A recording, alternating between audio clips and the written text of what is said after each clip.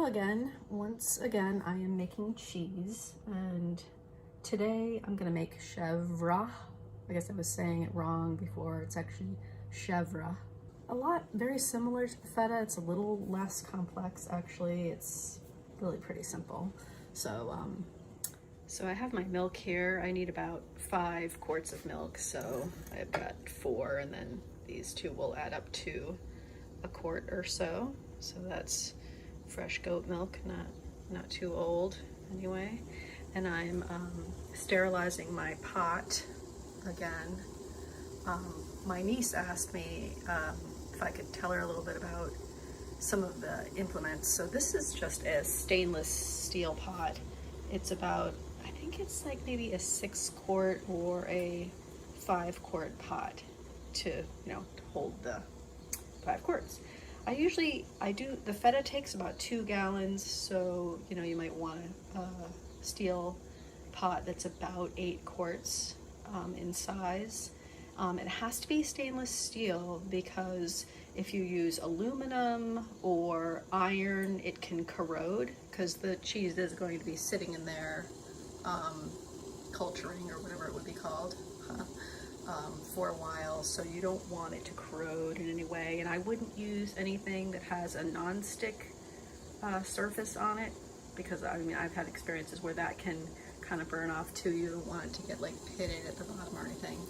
I actually would like a better pot than this, because this one is kind of thin. It's kind of thin and cheap.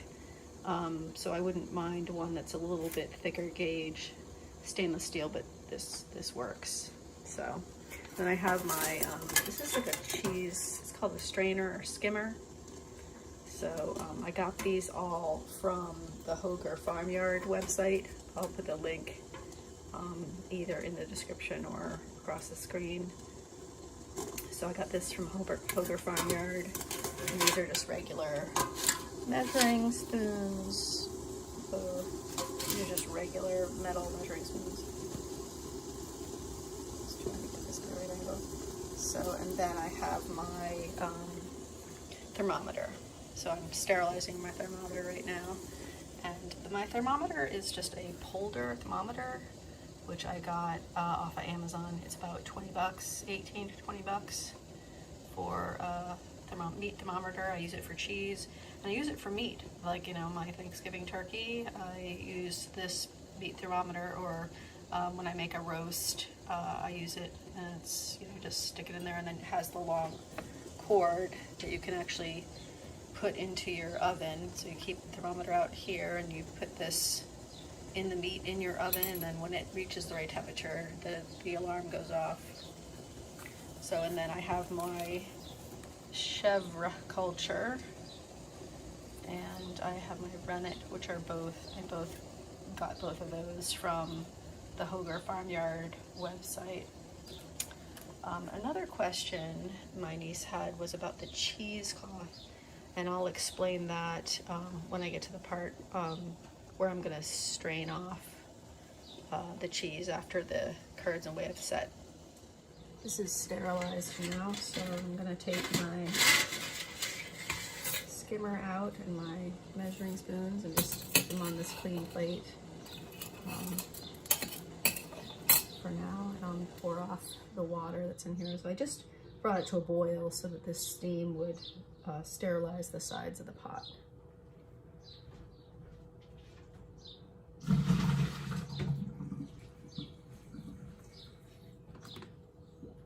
Turn off my burner.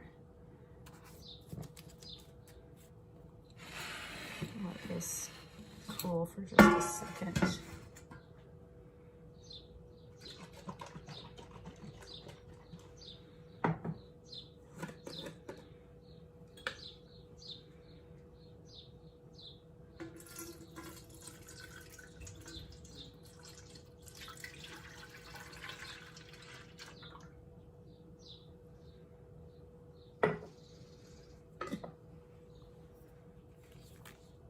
So the Chevre recipe calls for about 5 quarts of milk.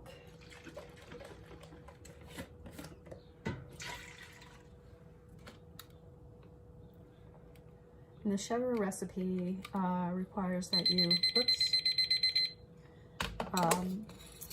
have the temperature of the milk at like 68 degrees. So it's a lot cooler than the feta, which was I think 86 degrees. So this is 68 degrees. Don't get confused. So I just put my thermometer in there and I have it set to 68, and you can see it's going up now. So we'll wait for it to hit 68 degrees, and our thermometer will tell us when it gets to that point.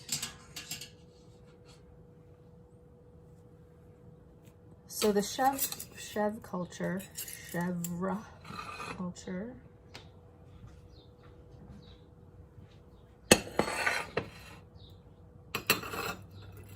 calls for 1/16 teaspoon per 2 gallons of milk. So I have, my smallest teaspoon I have is a 1/4 teaspoon. So I'm going to do a quarter of a teaspoon of culture. So that's how little is required of this culture. That's why it goes so far.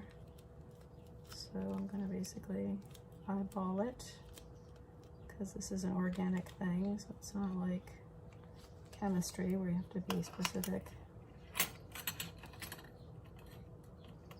So I'll have that there ready for when my milk reaches the right temperature. And this is very new culture, so one thing that my friend Christy and I learned the hard way is that we really need to buy new culture and new rennet every season, because we've had so many situations where we ended up with bad cheese because either our culture wasn't good or our rennet wasn't any good anymore. So I highly recommend getting new culture every year. So we do get our cultures from, again, hogerfarmyard.com, and that's where we get our rennet as well. That's where I got my skimmer and my cheesecloth and my cheese making book, which I showed to you in the feta video. Let me get that and I'll show it to you again. So this is the book. It's called A Cheesemaker's Journey by Mary Jane Toth. She does some videos too on the Hoger Farmyard website. So she actually does some more complex cheeses there. But they're really explained very well in this book. So I highly recommend it. So the milk is at the temperature it needs to be at. So I'm going to remove the thermometer, turn off the heat. So the recipe I'm following is from Sunstone Farms. The website is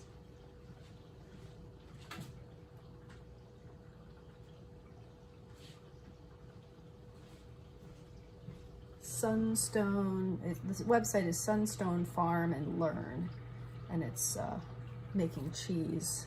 She has some good step-by-step things there in her blog, so that's what I've followed for several years now. So I brought the milk up to 68 degrees. I'm gonna add my culture, 1/16 of a teaspoon of culture.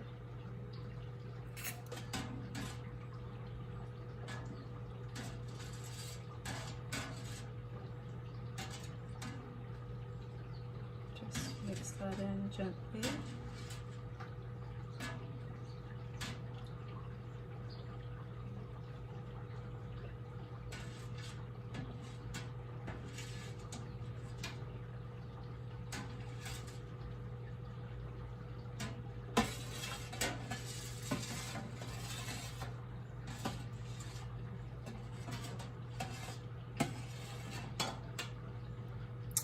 And if you're using vegetable-based rennet, which this is, you can just put in 2 or 3 drops of liquid rennet.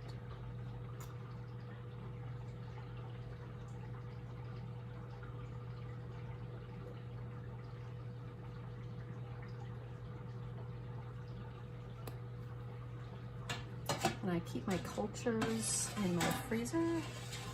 and I keep my rennet in my fridge. So that is it for Chevre. So now I just take it off the heat, put the top on it,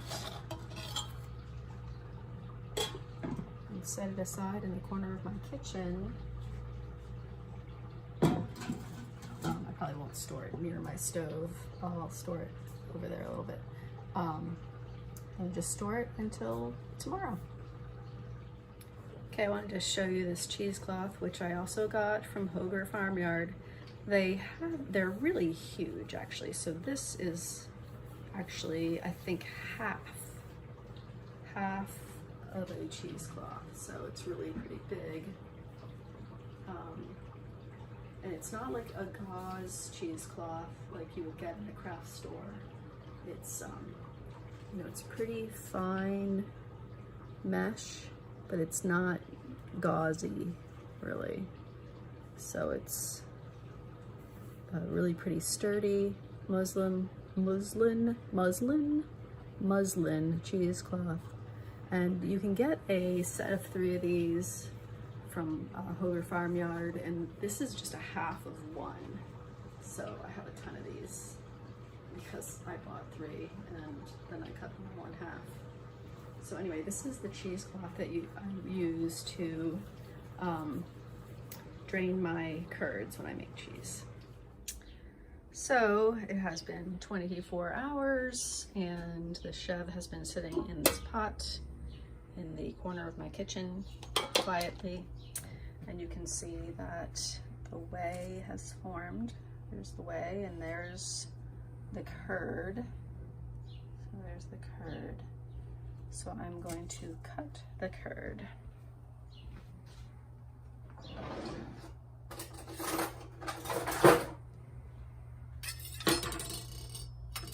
So just like with the feta, you cut the curd into like quarters, kind of like 1 inch, like a box. The grid.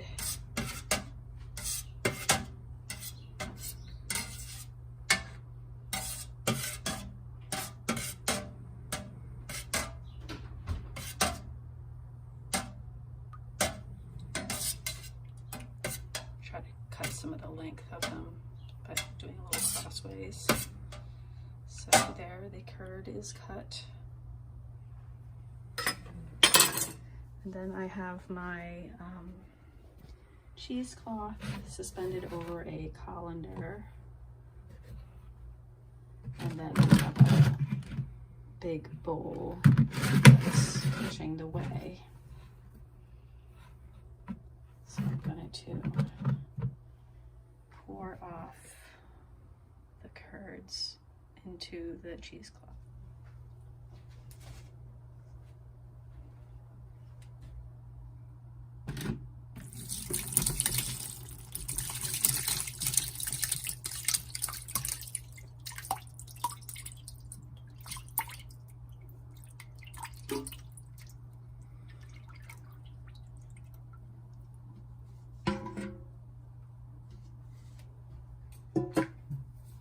Let me just take up the corners of the cheesecloth.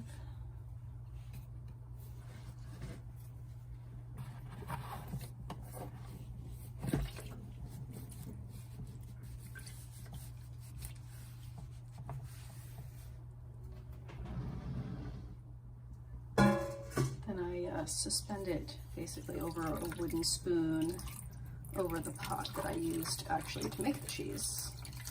So I just suspend it over it, and then it'll hang like that for, I guess, about 6 hours or so.